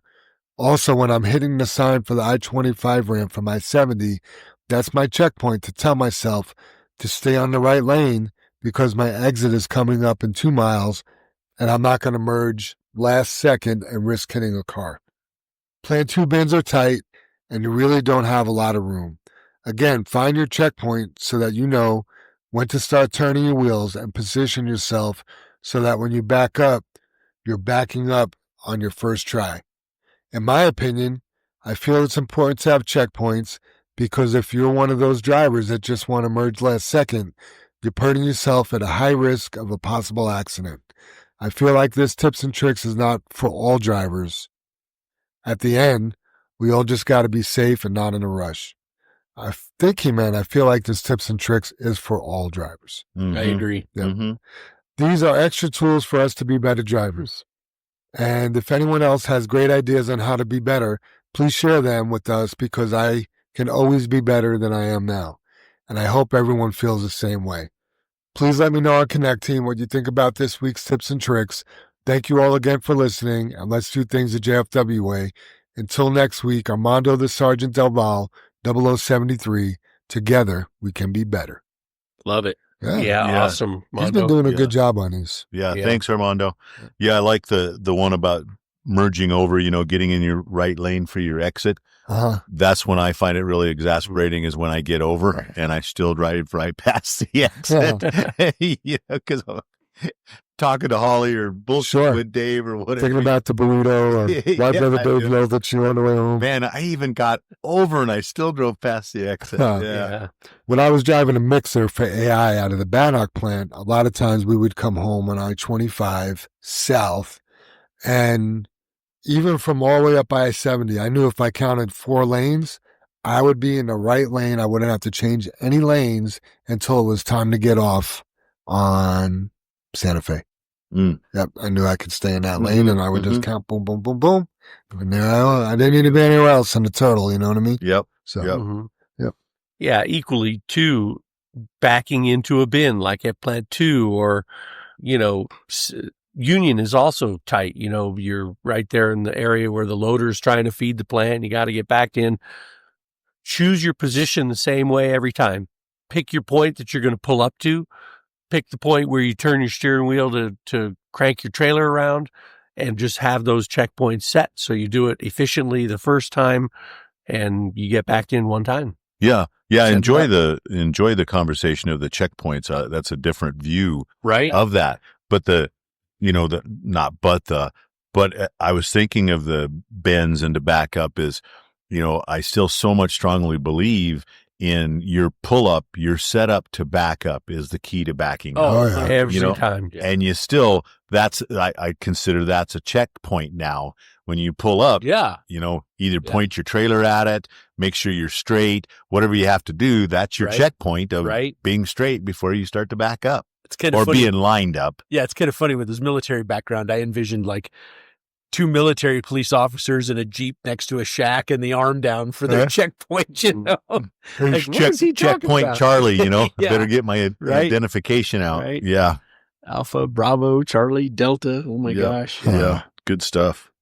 Yeah, I was watching a guy pulling yesterday at the end of the day, and he made a U-turn to park, facing west. Yeah. And he was like 3 truck lengths over. And the way he turned, I knew he couldn't see the spot. And I was like, oh, he's going to have to snake his way all the way back. And sure enough. And it's like, you could have just angled a little bit where you actually had kind of a straight shot at an angle Yeah. for most of the way. Yeah, But the yeah. setup was off. Or it's the U-turn the other direction, like you're explaining. Like he U-turned, I'm going to say to your right side. He could have came in, U-turned to your left side and lined up on the spot down there. Or if he had a landmark, or what did you call him? Checkpoint. A checkpoint. Yeah. He could have been like, well, I know I need to be on the right side of the dev shed. Yes. to be able Yes. to hit There's my spot. checkpoint. Yeah. No, it was a good way to look at it. Yeah. Yeah. Thank you, Armando. Super good Dave, one. what do you think? You want to hit us with that high road hauling? I'll read it. All right. Well, Hit you, smack you. it might punch me in the mouth. We'll see. Yeah. See if it's Well, that kind of high road hauling. okay. Ut est rerum hominum magister usus. Hold on a second. Can you say that in English, please? Yes, experience is the teacher of all things, Hey. or more easily said, experience is the best teacher. That was spoken by Julius Caesar, spoken over 2,000 years ago, and it still rings true today.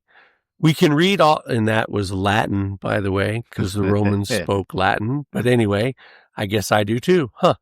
We can read all the books or listen to all the speeches and podcasts we can, but until we experience a hardship, we won't fully understand until we experience it for ourselves to hammer it home.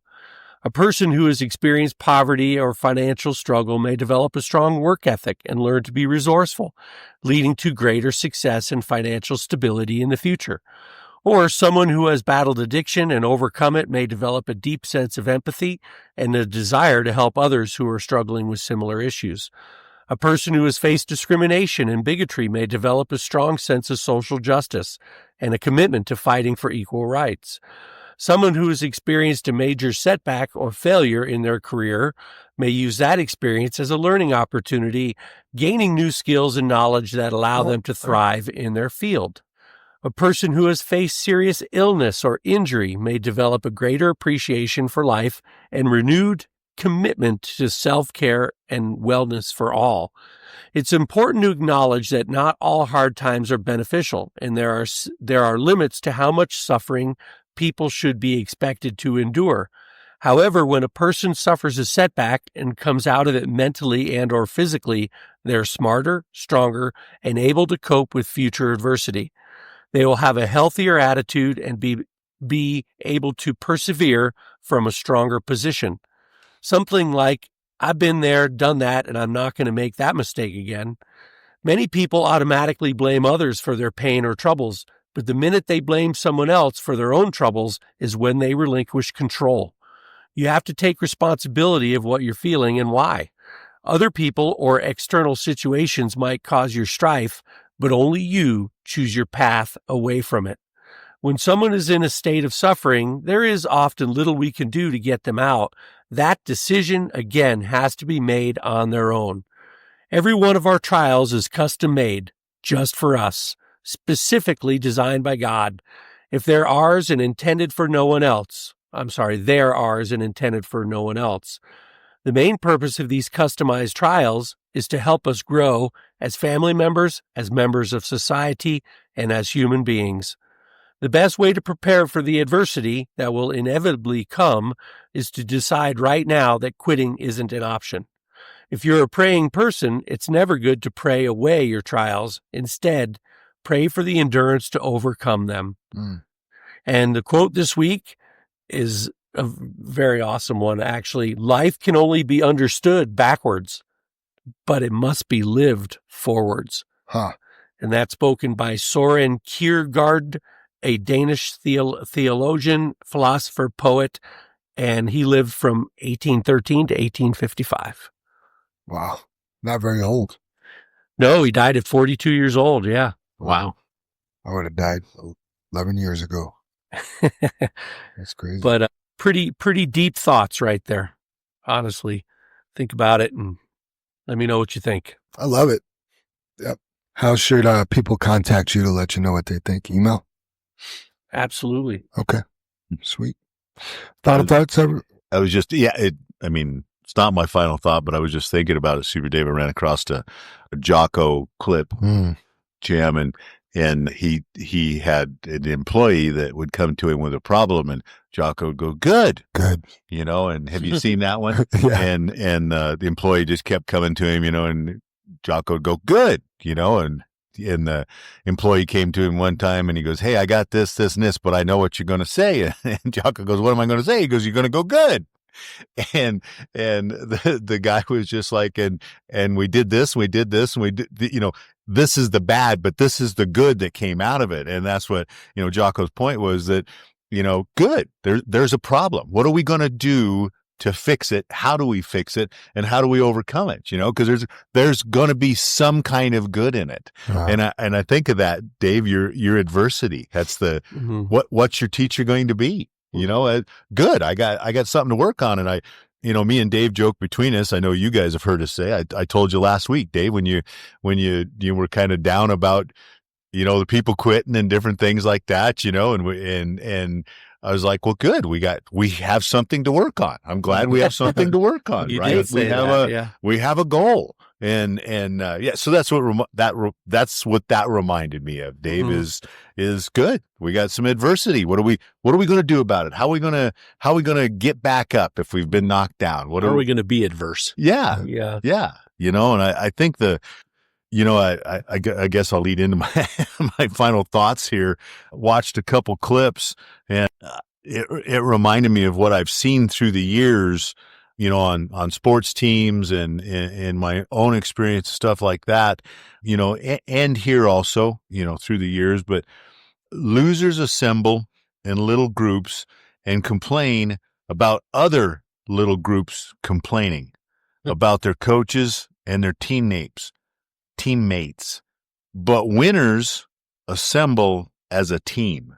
And you think, it just made me think about that. We're trying so hard to assemble as a team and become a force of, your list, Jam, safety, attendance, punctuality, all those things. That's what we're trying to do, is assemble this team and not sit over in the corner and complain about it. And we've ran into instances where, our attendance is too hard, or, you expect me to be on time, or, I have to do this, or your PTO is this and everything like that. But it's set up to be a winner. It's set up to win when you accomplish these steps. And I want to mention that I keep running into that. And the complainers usually find other guys not playing, and they come together and are miserable as a group. Over time, the winners will lose respect for the complainers on the team because they aren't on board with the mission. They've got their own agenda, which is more important to them. And the agenda is winning. It's not sitting there complaining. And I don't know. I thought that was important, because I've heard a lot of lot of complainers, and I guess the complaining is what it really boils down for me for the last week is not owning it. It's your fault, somebody else's fault. Well, I was just doing this.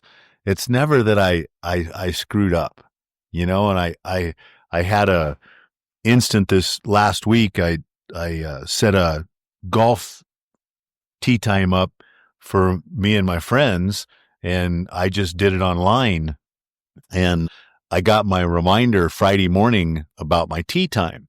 And I usually don't look at it because I know what I set the tee time, right? I know when the tee time is. And I looked at the reminder and it was for one player, not a foursome. That's pretty selfish. Right? Yeah. It was just going to be me. And I was like, man. So I called, it happened to be Buffalo Run here in Commerce City, called Buffalo Run. And I said, hey, you guys, I screwed up. All my fault. I said, but I've only set it for one player. I got to call my buddies here and cancel or whatever. Can you fit us in? But I said, it's my fault, right? I screwed it up. And they're all, let me check with the pro, and anyway, they came back on the phone and goes, no, we're going to sneak in. We're going to sneak in this group. Can you be here a little bit early? So I, call, three of the guys, Tim and Will and his son and stuff. And like, hey, can you guys be here a little bit early? I screwed up the whole bit.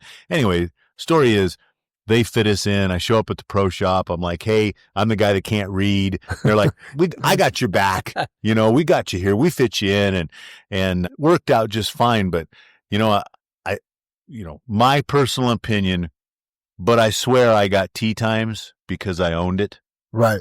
Exactly. Yeah, the whole thing could have unfolded because you could have gone in there and said, hey, I set this up for a foursome. Right. How many people do that, Super Dave? How many? I could have blamed the app. Yep. I could have blamed like you said, they screwed. I set this up, blah, blah, blah. But the only way there's only one player marked is me. I'm mismarking the four people. Mm-hmm. And I just, in my heart, I believe because I owned it, they fit me in.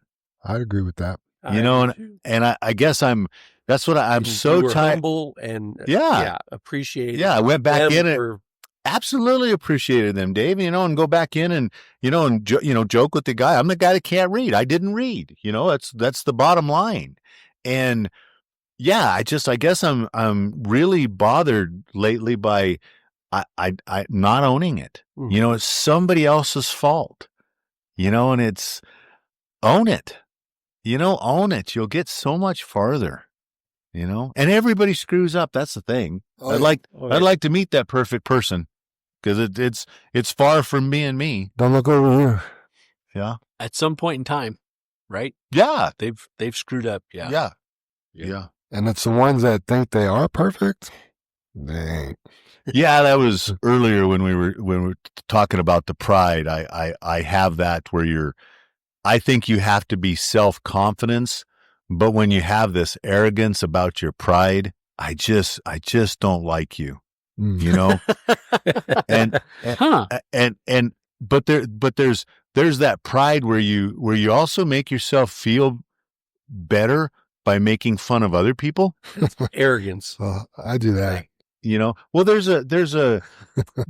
a fine line, Jam, where I guess you joke about people, and even then I try not to joke about people, but when you at other people's expense, right? And you're just like, that's not funny, and right. That I again, maybe that's an age thing. I love a confidence in a young person or an athlete, yep. but not at the expense of other people. There's difference between confidence and cocky. Yeah. And joking and taking things too far. Yeah.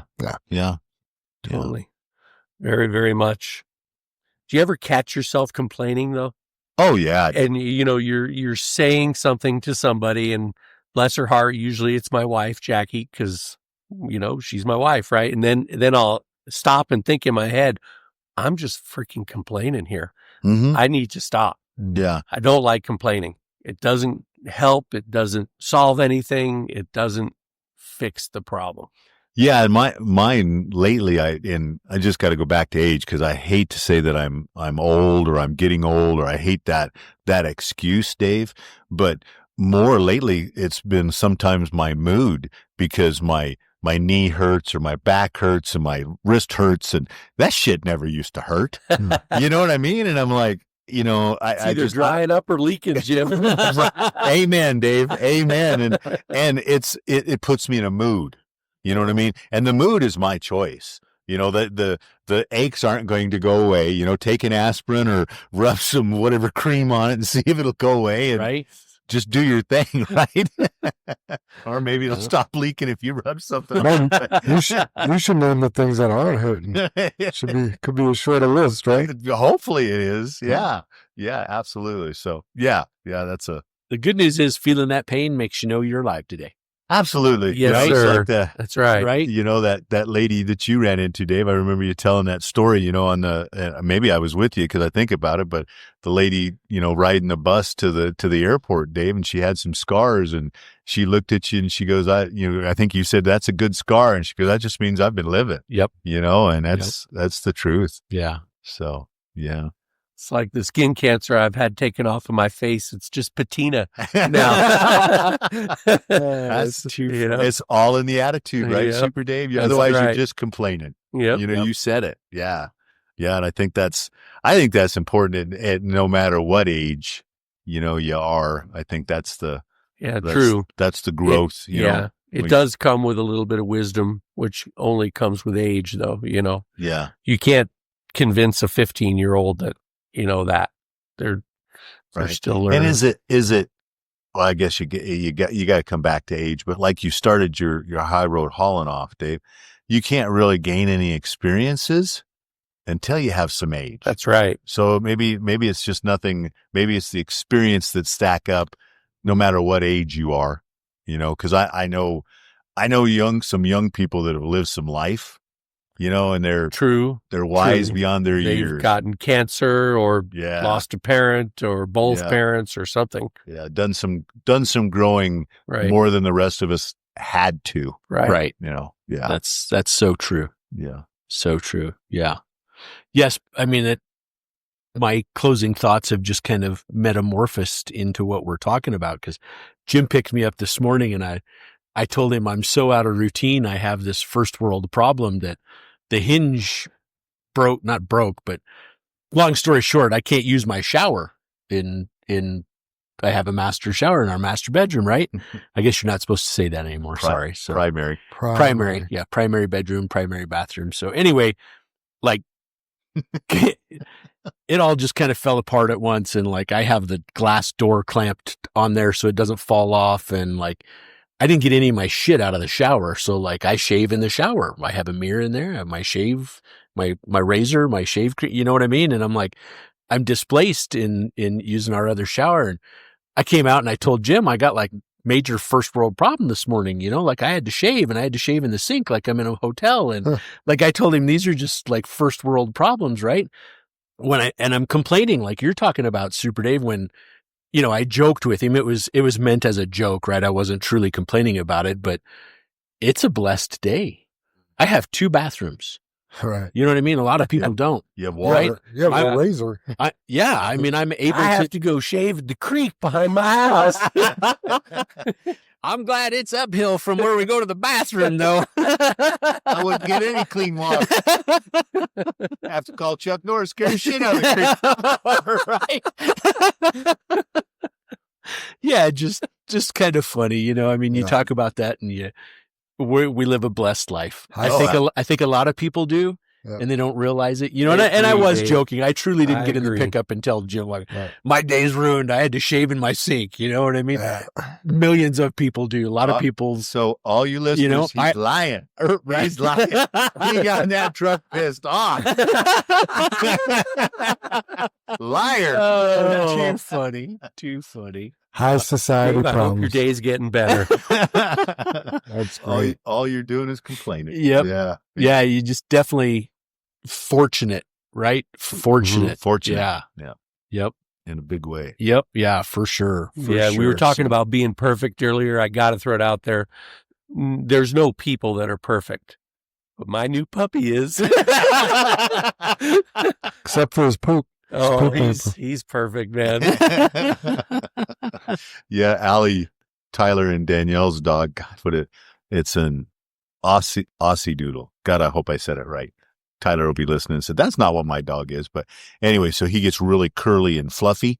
And we were all joking that he's looking kind of fat. And they got him, try to do good food. They exercise, go on walks. Anyway, Allie cut him, trimmed him last night, groomed him last night. He is the skinniest, baldest dog looking damn dog now. I was like, dude, you don't even look right. And he was like, he must have lost he was joyous last night having his hair trimmed. It was so funny. They know. Oh, they do? They man. know, He was, and then I'm sure he was in the kennel because Allie can't have him out during the day, but he was excited to be home, running around. He was a happy dog. Yeah. Happy dog. Yeah, Pug would always know when she got a haircut, man. She was the happiest dog. Yeah. Good stuff. What you got, Jam? What are you saving over Life there, is buddy? good. Well, a couple things are going on over here. One, I got to find a parody for you of Jocko Willing's Good. It is so funny. And then I found the daily verse that changed Timmy's day the other day. So I'll go ahead and read it to you guys. Starts off with the scripture. In the same way, let your light shine before others that they may see your good deeds and glorify your Father in heaven. Then he goes on to say, have you ever felt exhausted trying to shine for God? Here's a secret. Jesus doesn't say, create your light. He says, you are the light, already lit, no assembly required. We turn our faith into performance reviews, don't we? Louder prayers, bigger service projects, more visible good deeds. But Jesus offers something simpler. Just lift the basket that's hiding his light within you. The most powerful moments rarely feel spiritual. It's pausing to really see the stressed cashier, choosing grace when cut off in traffic, radiating peace when plans crumble. This isn't performance, it's overflow from a heart already connected to the source. Notice Jesus doesn't wait for perfect lamps. He puts cracked ones on the stand too. Your imperfections don't disqualify you. They're where light leaks through most beautifully. Today, stop trying to glow harder. Just lift the basket. Let his light flow through your ordinary moments until someone asks, what makes you different? Then point them to the one who lit your flame. And then the quote of the day, don't shine so others can see you. Shine so that through you others can see him. So, I like that. That's deep, Jam, because there's some guidance in there. Did you say stress cashier?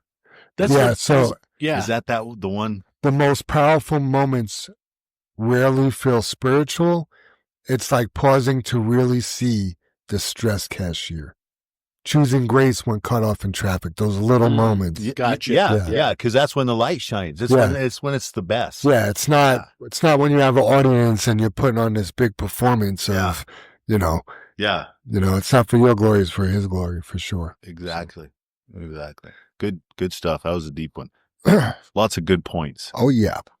All right, everybody. Don't forget to like and subscribe to the Channel 23 podcast. Hit that follow button. Also, don't forget to go back to listen to episode 72 to help find Amber's mom. Links to her story will be in today's show notes. Let's say the creed and get on out. Together We face and overcome all that stands before us. Together we are acid and free.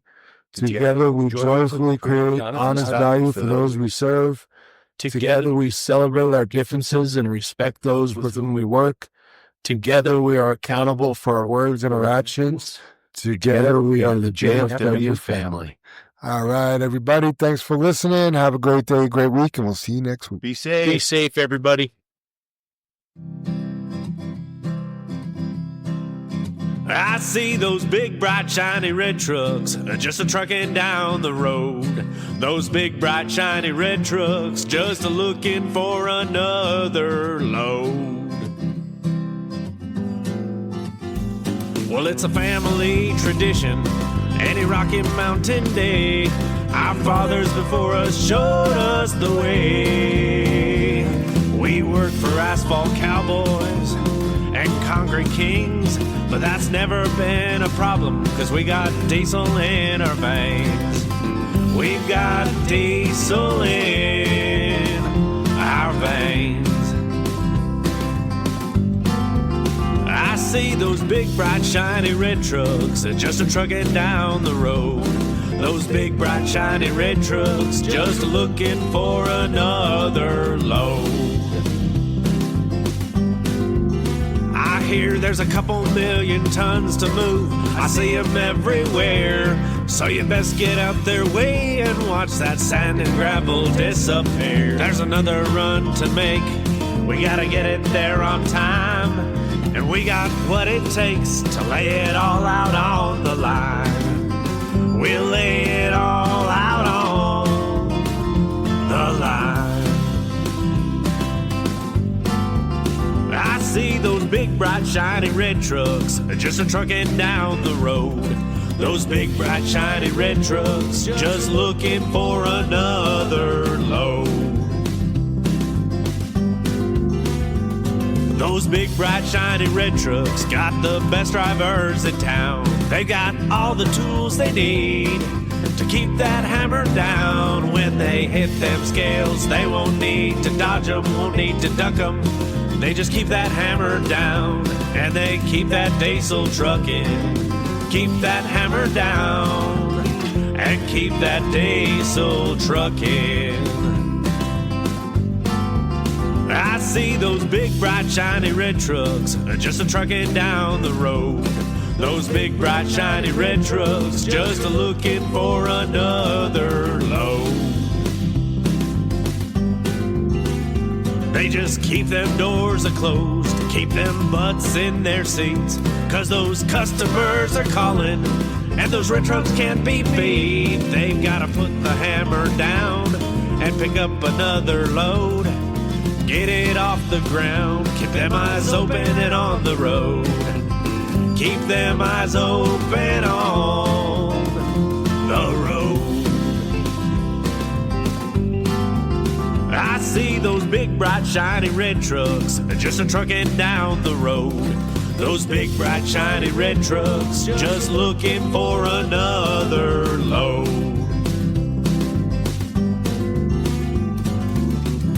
Breaker 23, anybody got a copy on that Channel 23 podcast? Welcome, and thanks for listening.